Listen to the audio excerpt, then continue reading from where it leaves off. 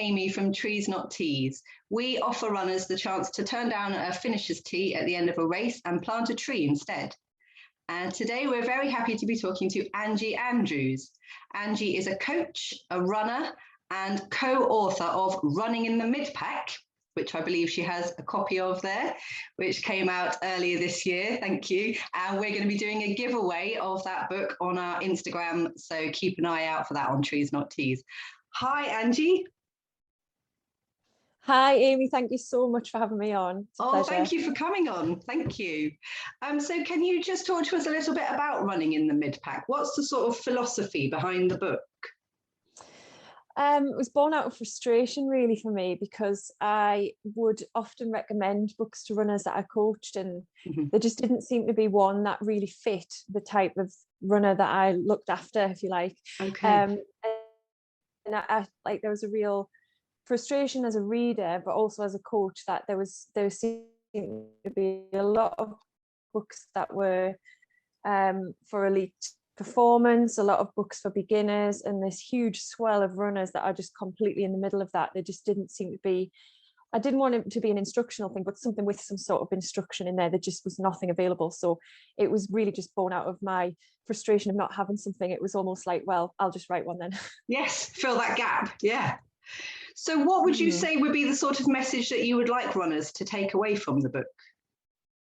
Do you know, we sat back about this for a really long time, because we wanted, I don't know if you know, on the cover we have the subtitle is How to Be a Strong, Successful and Happy Runner. Yeah. And we were back and forth with our publisher on that for a really long time, just getting the wording of that right. Yeah. Because we wanted that message to be really clear that this isn't necessarily a book about performance, although there are training strategies in there.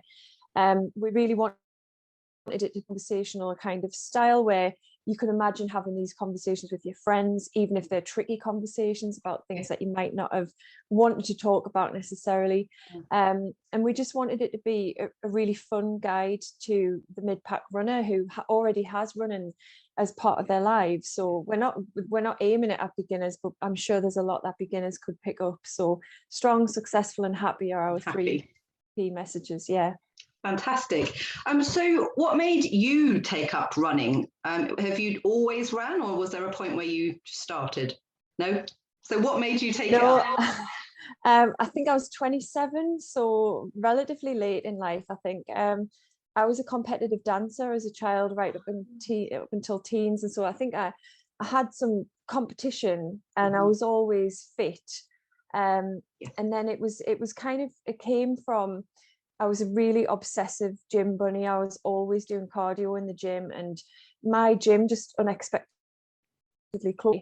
And that's a different story.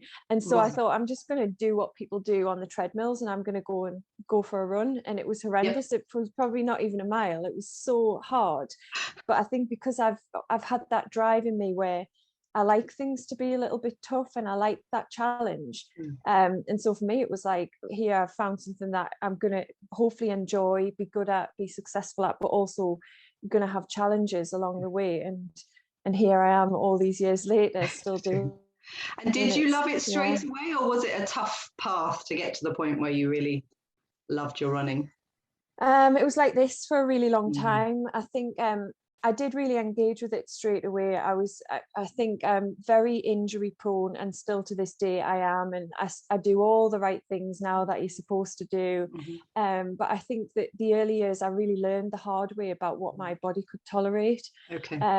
And so, yes, I fell in love with it in that I always wanted to do it, but there were definite highs in the beginning where training would sometimes just fall off, and I would have to kind of claw back and start again. But I think because I had that drive where I wanted to run with a running club, for example, in the early days, I immediately felt like I was supported, which is key to the development of happy running. Definitely. So have you done many sort of events in your time, sort of 10Ks, half marathons, that kind of stuff? Yes, I mean, up until probably the last few years, the same as everyone. I was an avid racer. I've been all over the country. My husband is a runner as well, and we were training to go to Menorca last March to do the Camí de Cavals there. and then it was rearranged to this year and it got cancelled again. So that was going to be our main focus and event along with the London Marathon this year, but I'm currently waiting for a knee operation, so London's out of the window as well. But we've between us, we've racked up a lot of racing, and we're both massive parkrun fans. We actually met at parkrun, so did you? Yes, all over the place park running as well. I think you've guessed from my accent that we're in the northeast, and we've been as far as Cambridge to parkrun. So wow. We've done a lot of events. Yeah, definitely. Okay, so if we can go a little bit towards sustainability, then, if you've done a lot of events, have you got a lot of t-shirts? Yeah, and do you know, it's interesting talking about this because we recently moved house, and I think it's only when you move that you realize how much stuff you accrue over the years. And I think in my previous house I had 14 years, and for 13 of them I'd been a runner, and so there was race numbers, paraphernalia from all over the place, and yes, between us, hundreds and hundreds of t-shirts. And because I worked for a race events company for 5 years up until a few years ago, I would often collect a t-shirt because I was working on an event as well. I see. Okay. So it would, so as well as the ones I was actually running at, I was wearing them because I was working there as well, and I've got loads of them. Wow, so you've probably got an even bigger collection than most people then. I think so, yeah. So what do you think in that case about Trees Not Teasing, what we're doing?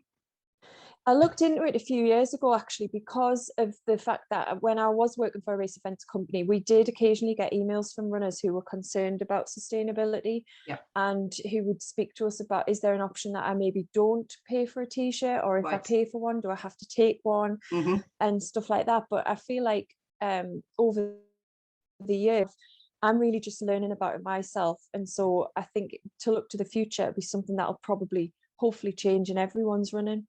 This is what we're hoping. A big sea change in the philosophy of just giving these t-shirts away.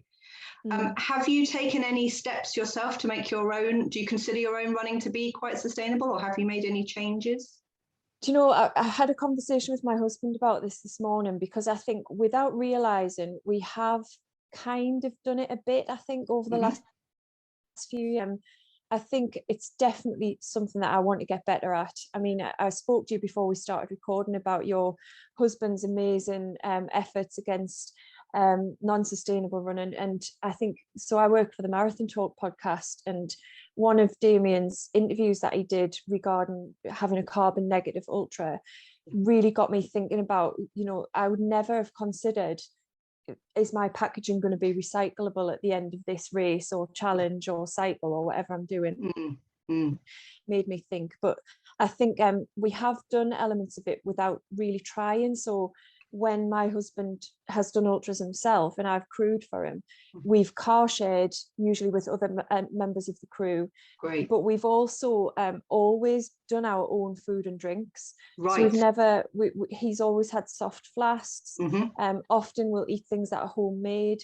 And so I think without it being the forefront of like the reasons why we've done it, we've definitely kind of organically moved towards that anyway. But as I'm currently injured, I feel like I'm the most sustainable runner out there because I'm not even running. So shame. I feel like doing it anyway.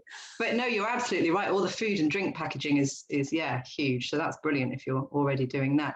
When things do sort of start up again, hopefully that's going to be before too much longer, what sort of changes would you like to see being made in the industry as a whole in the sustainability direction? I think hopefully this is a really person, because I work for the GoodGym organisation as well, we're very tied into our local community and environments, and we've definitely seen in the work that we've done during lockdown that people are getting out and about and enjoying the environment more. But along with that, sometimes places just become hugely littered, and so we're just I'd really like to see people taking more care over their environment, and definitely what we were talking about earlier about the t-shirt option for event organisers, just to make this a choice. I feel like there's a lot of people who would probably say, I'm not going to bother with that, especially if it might save them a bit of money, to not bother with the t-shirts, because I haven't entered a race for a while. I don't think many people have, and it's not an option I've seen very often where you can choose to have the t-shirt or not.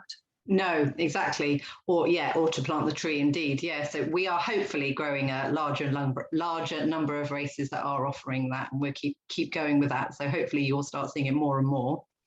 So just to finish up, what do you think, what does running mean to you? Why do you run? That's a big question. Wow. Yeah, it is. I read this question earlier and I thought, I don't know where to start. Yes. I mean, for me, running is everything that I do.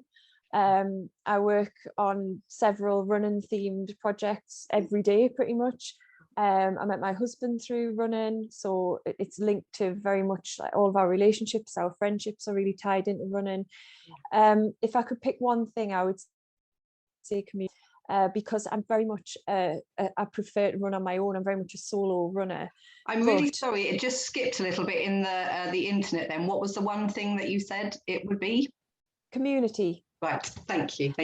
Yeah, because I am quite a lone runner. I prefer to train on my own. And so the link that I have with communities through things like parkrun, GoodGym, race series, another one. It's the only time that I get to experience the running community, and it's brought much joy and happiness and connection to me, and changed my life in ways that I could never have imagined when I started running. And so, community is definitely the main thing. Oh, that's fantastic. Oh, well, thank you. Thank you so much for talking to us, Angie. It's been really interesting and great talking to you. Thank you for having me. It's been brilliant. Not at all. And everybody, please keep your eye out for the giveaway of running in the Midpack. Little wave. That will be coming up on our Instagram soon. Thanks very much. Bye, Angie. Bye.